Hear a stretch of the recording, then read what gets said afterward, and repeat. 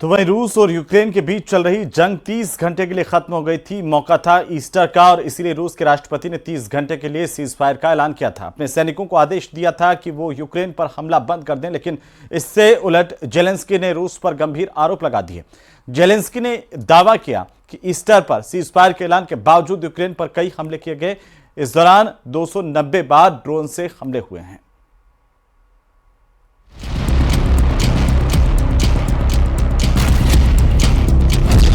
Putin के cease fire के ऐलान को जेलेंस्की ने बताया झूठा। जेलेंस्की का आरोप, सीज फायर के ऐलान के बावजूद हुए ताबड़तोड़ हमले।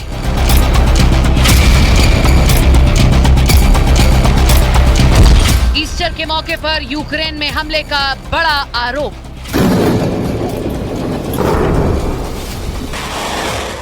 एक तरफ रूस के राष्ट्रपति पुतिन ने 30 घंटे के लिए रूस यूक्रेन के बीच जंग को रोक देने का ऐलान किया, तो दूसरी तरफ यूक्रेन के राष्ट्रपति जेलेंस्की रूस के ऊपर सीज फायर के ऐलान के दौरान हमले का बड़ा आरोप लगा रहे हैं। जेलेंस्की के मुताबिक ईस्टर की सुबह 6 बजे तक रूस की ओर से भयानक गोलीबारी हुई है। खासकर डोनेस्क, जापोरोजिया के इलाकों में रूस की तरफ से कई बार हमले किए गए। यही नहीं, रूस ने इन इलाकों में ड्रोन से भी ताबड़तोड़ हमले किए। जेलेंस्की के दावे की माने तो ईस्टर के मौके पर कुल 387 बार रूस की तरफ से फायरिंग हुई है। इस दौरान यूक्रेन के इलाकों में 19 बार हमले किए गए। यही नहीं, इस दौरान रूस की तरफ से 290 बार ड्रोन से हमले किए गए। यानी पुतिन के वादे के मुताबिक भी ईस्टर की सुबह यूक्रेन वालों के लिए सुकून से भरी नहीं रही। आरोपों की माने तो कुसर्क रीजन में रूसी सेना ने ड्रोन और तोपों से हमला किया। इन हमलों के बाद जेलेंस्की ने बताया कि उनकी सेना लगातार हमलों का जवाब भी दे रही है। जेलेंस्की ने यह भी दावा किया कि रूस दुनिया के सामने संघर्ष विराम का सिर्फ दिखावा कर रहा है, लेकिन कुछ जगहों पर अभी भी हमले जारी हैं। जेलेंस्की ने रूस को यह भी चेतावनी दी कि यूक्रेन की ओर से सीज फायर को 30 दिन तक बढ़ाने का प्रस्ताव अब भी टेबल पर है, लेकिन फैसला जमीन पर हमले की स्थिति के आधार पर लिया जाएगा। दरअसल रूस के राष्ट्रपति व्लादिमीर पुतिन ने ईस्टर के मौके पर अस्थायी संघर्ष विराम का ऐलान किया था, लेकिन अपनी सेना को अलर्ट रहने को आदेश दिए थे।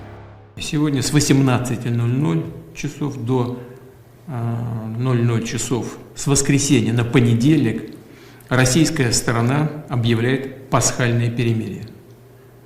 Приказываю на этот период остановить все боевые действия. यही नहीं, इस आदेश के साथ ही पुतिन ने यूक्रेन पर भी आरोप लगाया कि उसकी सेना ने करीब 100 बार से ज्यादा उनके बिजली उत्पादन पर हमले कर समझौतों का उल्लंघन किया है। Исходим из того, что украинская сторона последует нашему примеру. При этом наши войска должны быть готовы к отражению возможных нарушений перемирия и провокаций со стороны противника, любых его агрессивных действий.